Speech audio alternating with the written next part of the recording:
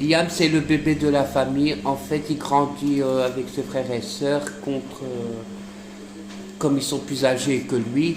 En fait, il est beaucoup proche de Frank, mais Frank, il en a rien à cirer de sa famille. Même si Liam fait tout pour qu'il revienne à la maison pour lui, mais Frank, il s'en fout de lui et de sa famille.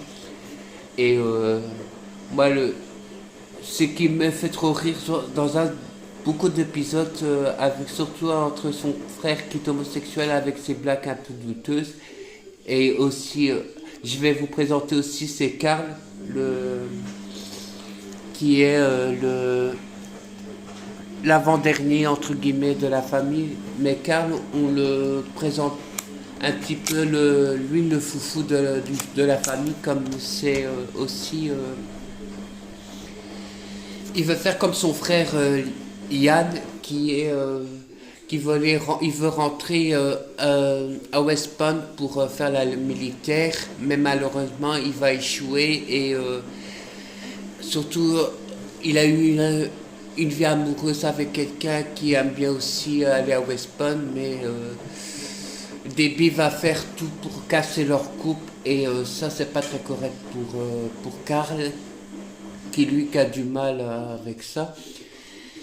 Ouais. Et au début de la série, il collectionnait des animaux pour des trucs et ça m'a un petit peu choqué que voilà, qu'il garde des animaux chez lui dans une carte, on va dire ça comme ça.